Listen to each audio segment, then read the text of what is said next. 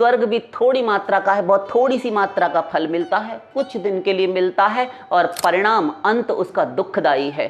आप क्या सोचते हैं कि आपने पुण्य किया, स्वर्ग में जाकर देव शरीर प्राप्त किया, देव योनि में गए और वहां सुख भोग अप्सराओं के साथ विहार इत्यादि, नंदन वन इत्यादि में विहार किया, विमान से बेखट के सकल सृष्टि में भ्रमण इत्यादि करते रहे, सैर सपाटे करके आ गए, तो अब आप मनुष्य बनेंगे? ये आवश्यक है? नहीं। पाप और पुण्य क्या है, किसे कहते हैं? पाप क्या है और पुण्य क्या है?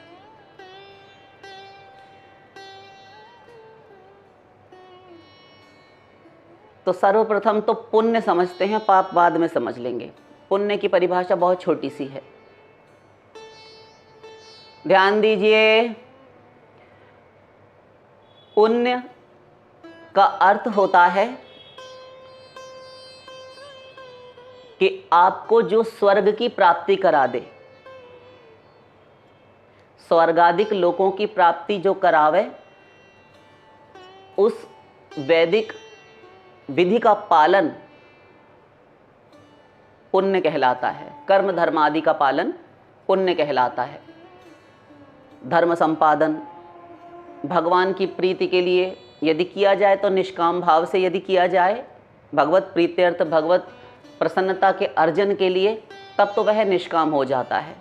तो भगवान की भक्ति की प्राप्ति प्रथम बार होती है किसी बड़भागी जीव को। किंतु अभी हमारा यहाँ वह विषय नहीं, सीधा सीधा हम चलेंगे।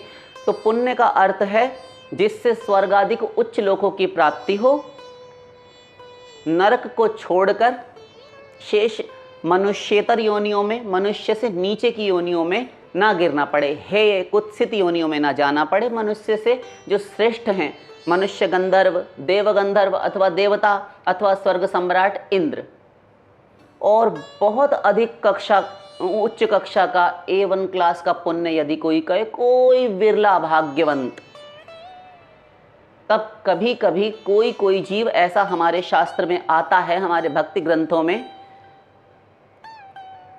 कि भगवान उसे ब्रह्मा के पद पर बैठाते हैं।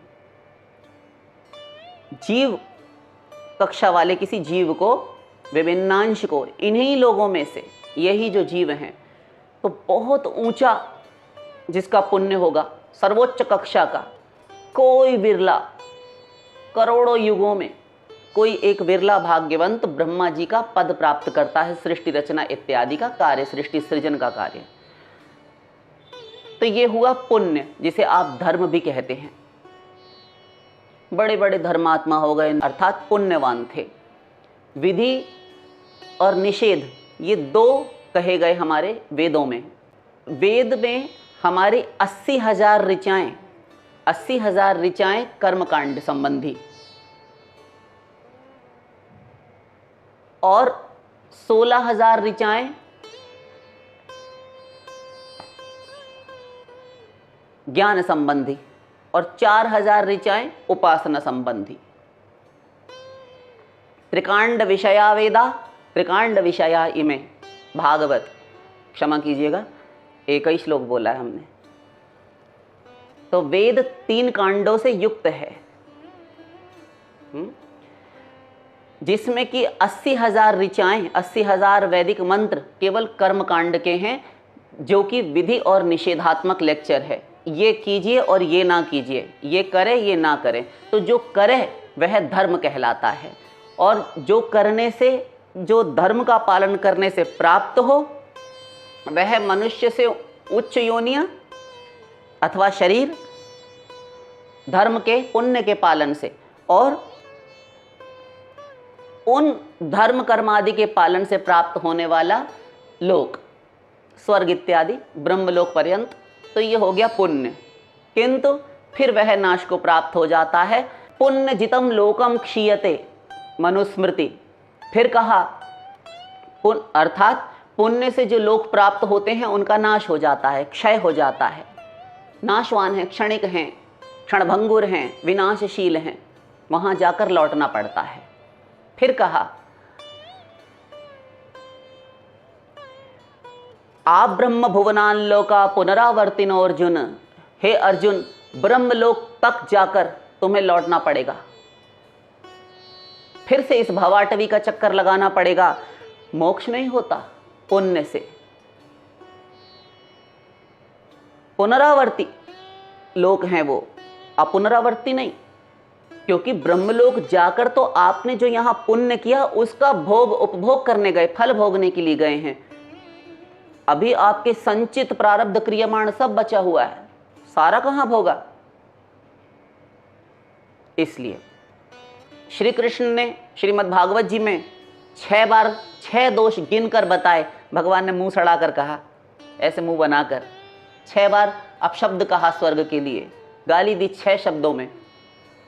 आद्यंतवंत एवैषाम लोकाः कर्म विनिर्मिताः दुःखोदरकास्तमोनिष्ठाः क्षुद्रानंदा शुचार्पिता। ये स्वर्ग इत्यादि ब्रह्मलोक पर्यंत जो पृथ्वी से लेके जितने भी लोक हैं, अवांतर लोक जितने भी, पृथ्वी से नीचे और पृथ्वी से ऊपर, तल तलातल अतल वितल नितल सुतल पाताल महातल इत्यादि, और भूर भुव स्वर मह जनः तपः सत्यम, ये सत्य लोक ब्रह्मलोक पर्यंत ये सारे लोक आद्यंतवंत एवैषाम, ये समस्त लोक आदि और अंत वाले हैं। अर्जुन, उद्धव वहां पर अर्जुन से कह रहे थे ब्रह्मलोक पर्यंत जाकर फिर से वहां से लौटना पड़ेगा, पुनरावर्ती लोक हैं। और इस भागवत में श्रोता बदल गया, वक्ता वही है भगवान। भगवान उद्धव जी से कहते हैं ये लोक आदि और अंत वाले हैं, एक दिन मिलेंगे, एक दिन छिन जाएंगे। कर्मणा परिणामित्वादाविरिंचाद मंगलम, ब्रह्मलोक पर्यंत सुख नहीं है।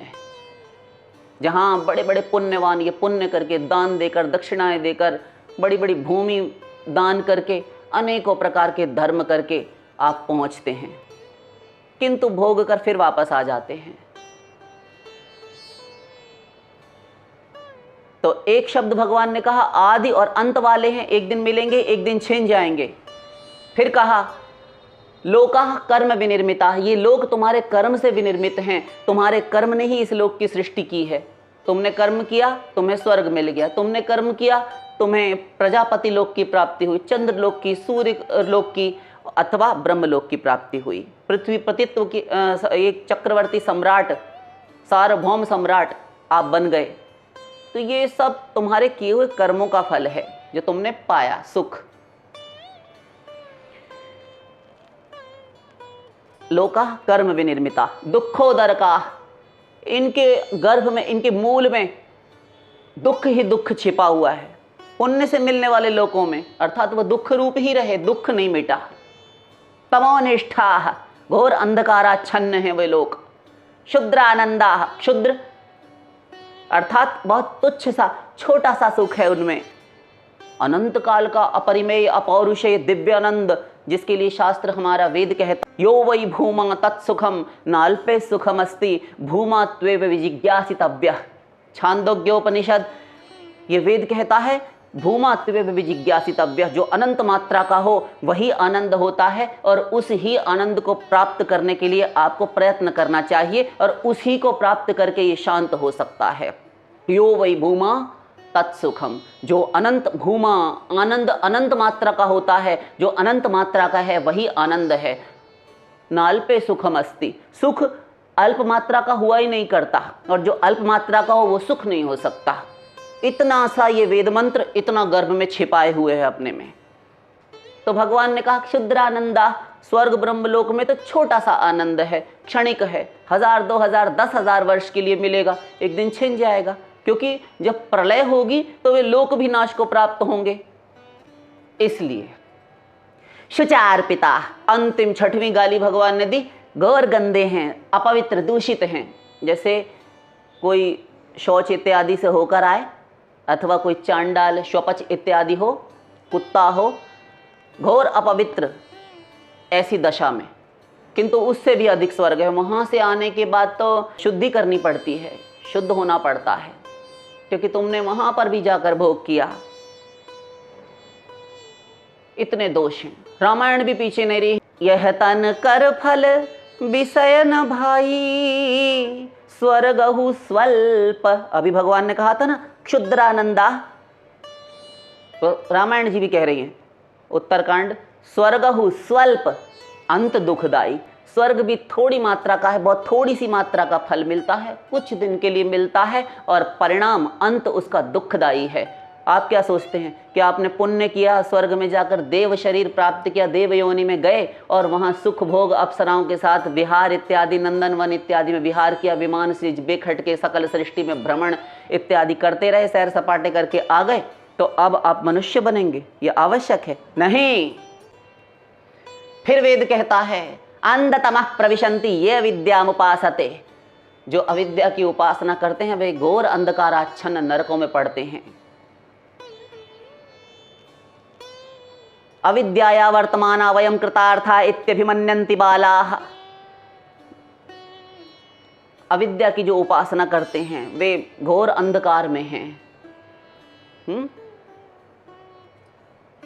क्षीणे पुण्य मर्त्य लोकम विशंति, पुण्य क्षीण होने पर मृत्यु लोक में आते हैं। कुकर शुकर हीन तरम्बा विशंति, और घोर कुत्सित योनियों में, हीन योनियों में गिरते हैं। देवता इत्यादि बनकर कोई स्वर्ग से आवे और फिर यहाँ आकर वो मनुष्य तो कम से कम बना रहे, वह भी नहीं, हीन तरम्बा विशंति, वेद कहता है।